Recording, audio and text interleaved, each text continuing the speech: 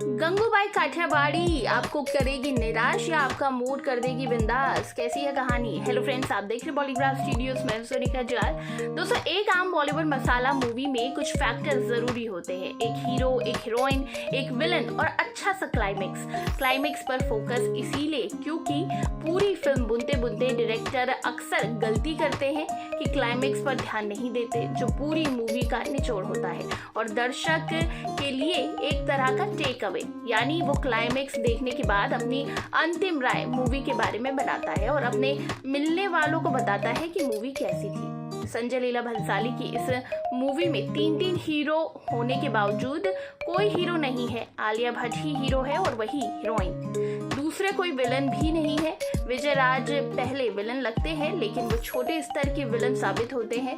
तीसरे, मूवी का कोई क्लाइमेक्स ही नहीं है। था भी तो सेंसर बोर्ड ने एक ऐसा सीन काट दिया जिसकी लोग चर्चा करते। यूं भी ये मूवी संजय लीला भंसाली के लिए बड़ा रिस्क है, क्योंकि कहाँ वो बाजीराव मस्तानी, पद्मावत और रामलीला जैसी मूवीज रणवीर दीपिका जैसे स्टार कपल के नाम पर बनाते रहे और कहाँ बिना हीरो के लिए अकेली हीरोइन आलिया भट्ट। वहीं मान लीजिए कि गंगूबाई कोई असली किरदार नहीं थी बल्कि एक काल्पनिक किरदार थी।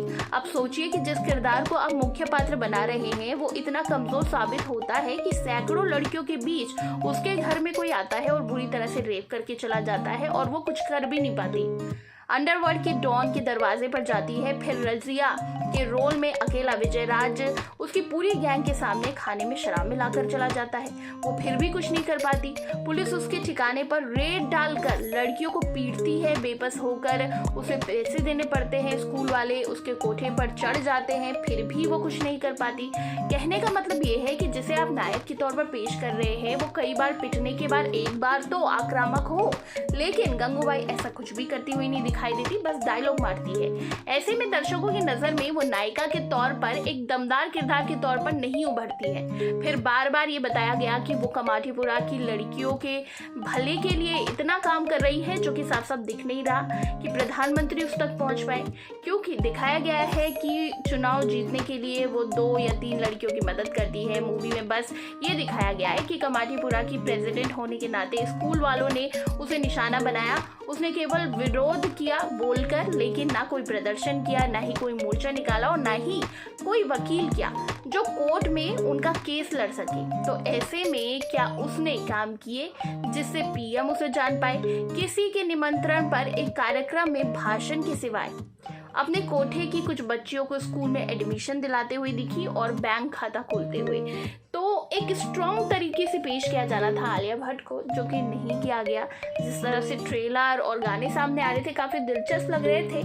ऐसे में जो काम दीपिका, रणवीर और शाहिद के जिम्मे था, आप पूरी वो आलिया के कंधों पे डांट रहे थे। तो इस हिसाब से आपको उनका कैरेक्टर बहुत ज़्यादा स्ट्रॉन्ग दिखाना चाहिए था। फिल्म की कहानी की बात करें तो मूवी की कहानी है मुंबई के बदनाम इलाके कमाठीपुरा की, जहाँ कोठे चलाने वाली मौसी के यहाँ 60 के दशक में एक लड़की कोई बेच जाता है, जो काठियावाड़ के एक बैरिस्टर की बेटी गंगा थी, जो उसी लड़के के प्रेम में गिरफ्तार थी और हीरोइन बनने के लालच में अपने घर से उसके साथ भाग गई थी।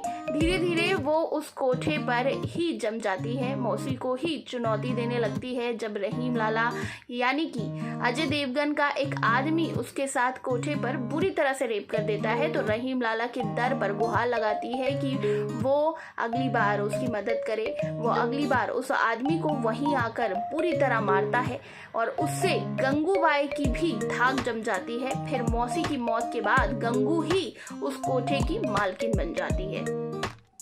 वहीं मूवी का एक सबसे दमदार पक्ष है कि हमेशा की तरह संजय लीला भंसाली का पुराने जमाने को अच्छी तरह से ढालने की कोशिश करना। कुछ सीन सेट वाकई बहुत अच्छे हैं, लेकिन एक ही गली में थिएटर, डेंटिस्ट, उसके लवर टेलर का घर, रजिया का कोठा, ये सब एक ही गली में कैसे हो सकता था? फिर हर खंबे, हर नुक्कड़ पर पुरानी फिल्मों के पोस्टर की भरमार उसे किसी बॉलीवुड थीम रेस्टोरेंट जैसा लुक देती है। कई बार ये सेट बनावटी भी लगता है।